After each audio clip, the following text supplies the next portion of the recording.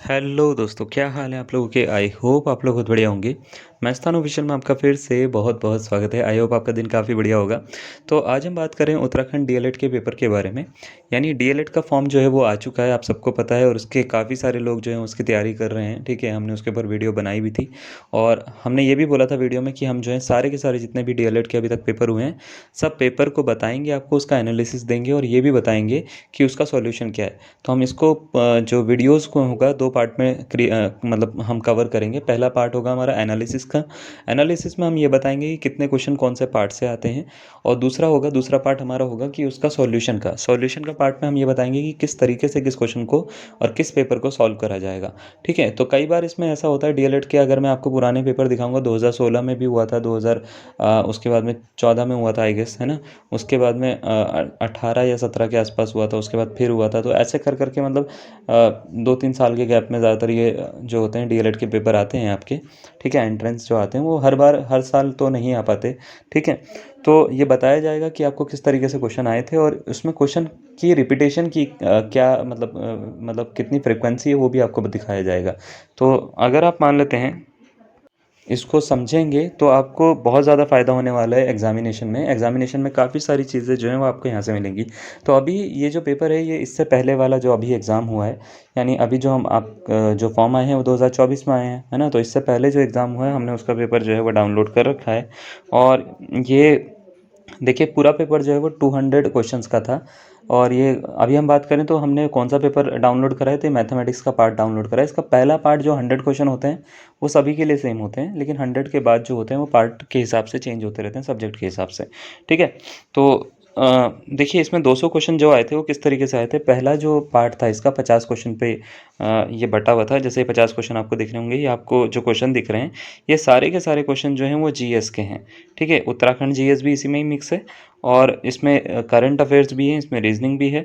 ठीक है, इसमें सब कुछ है। तो पूरा का पूरा इसमें देखो 25 क्वेश्चन देखो प्रॉपर जीएस के मिलेंगे। इसमें साइंस वगैरह भी आती है, पॉलिटी भी आती है, ठीक है, ज्योग्राफी भी अच्छी आती है। ठीक है, तो साइंस में अगर ज़्यादातर देखा जाए तो ज़्यादातर बायो और केमिस्ट्री का पोर्शन जो है वो ज़्यादा पूछा जाता है। कई बार फिजिक्स का छोटा मोटा क्वेश्चन भी पूछ लिया जाता है। तो टोटल 50 क्वेश्चन जो हैं वो आपको देखने को मिलेंगे किससे, जीएस से। देखिए ये 50 क्वेश्चन यहाँ तक आपको आ गए हैं। Who among the following led the foundation of Rashtrakuta empire, है ना। यानी निम्नलिखित में से किसने राष्ट्रकूट साम्राज्य की नींव रखी थी। ध्रुव, अमोघवर्ष, कृष्ण वन या दंती दुर्ग ने किसने रखी थी। ठीक है, तो ये सारा का सारा क्वेश्चन करने के बाद में 51 से जो है वो रीजनिंग स्टार्ट होती है, मतलब 51 से जो है वो रीजनिंग स्टार्ट होती है। और रीजनिंग में जैसे आप देख सकते हो ब्लड रिलेशन का पहला क्वेश्चन है, pointing out to a lady. Rajan said she is the daughter of the woman who is the mother of the husband of my mother who is the lady to Rajan. तो आपसे ये पूछ रखा है। ठीक है, ये मतलब आपसे एक जो क्वेश्चन है ये आपसे ब्लड रिलेशन का पूछा है। उसके बाद इसके ऊपर ही जो उसके बाद में 52 से 53 पे कोडिंग डिकोडिंग को रखा गया है। 52 से 53 में जो है ये कोडिंग डिकोडिंग के दो क्वेश्चन पूछे गए हैं। जैसे ये पूछा गया है in a certain language 481 means sky is blue, 246 means sea is deep. तो बताओ 698 का मीनिंग अगर ये है तो ये बताओ कि what is the code for deep. तो कोडिंग डिकोडिंग में बहुत इजी होता है, खाली आपको ना इसको देखना होता है कि किसका क्या बन रहा है। उसको नॉर्मल से करेंगे तो हो जाएगा, ये ज़्यादा टफ नहीं है।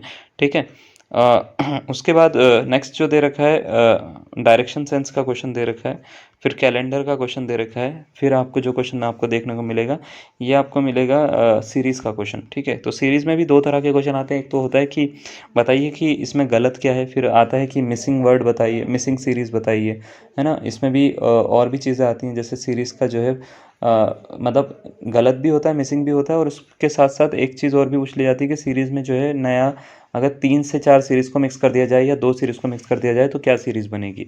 तो ऐसा भी पूछ लिया जाता है। नेक्स्ट डायरेक्शन सेंस का है।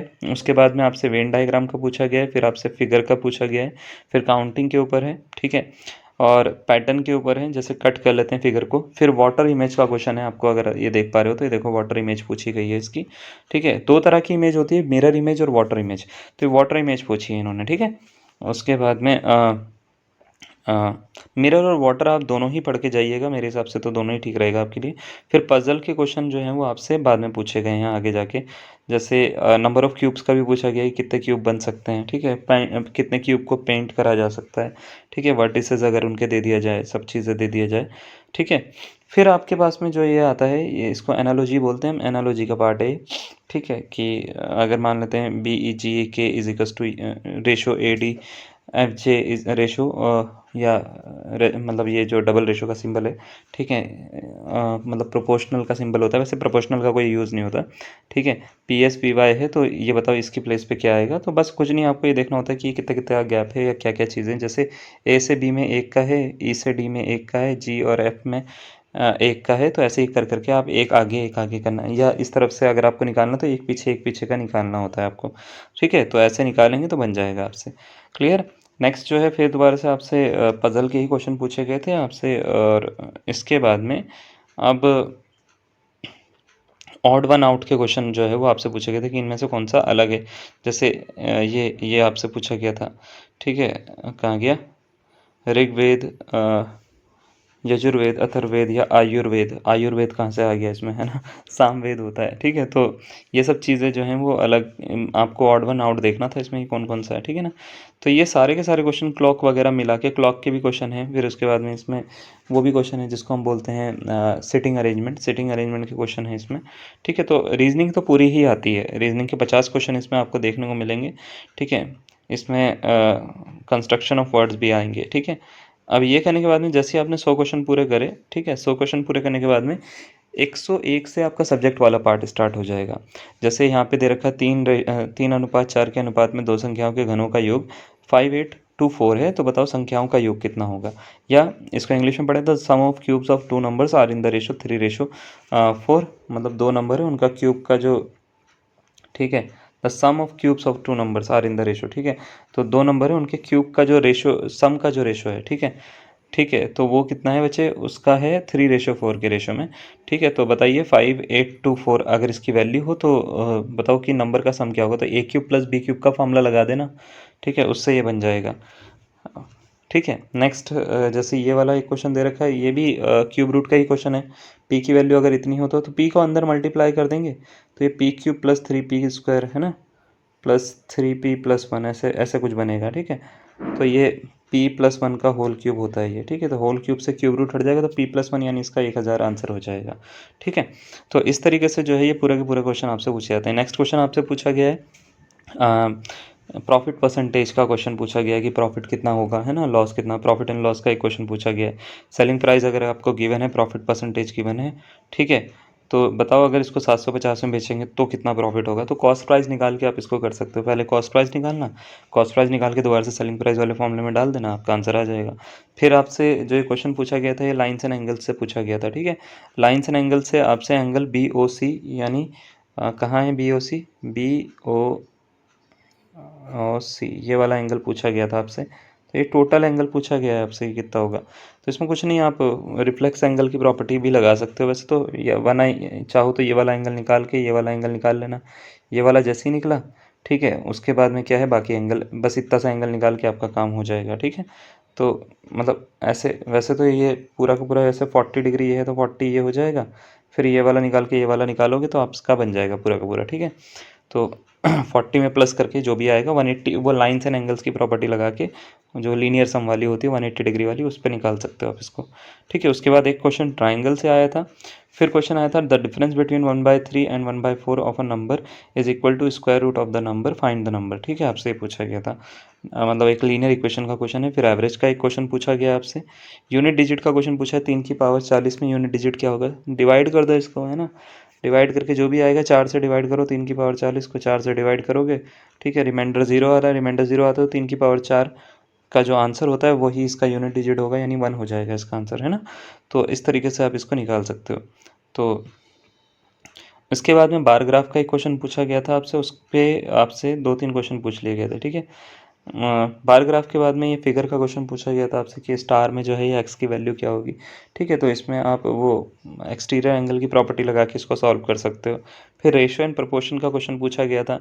उसके बाद में ये पूछा गया था कि ऐसी कौन सी फिगर है जिसमें 6 फेसेस, 12 एजेस और 8 वर्टिसेस होते हैं।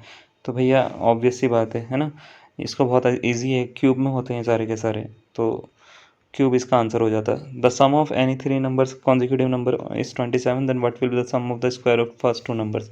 आपसे ये पूछ लिया गया था। तो ये सारे क्वेश्चन जो हैं वो मैथमेटिक्स में आपसे पूछे गए हैं। मैथमेटिक्स अगर आप देख पा रहे हो तो इतना कोई टफ क्वेश्चन पेपर नहीं आता।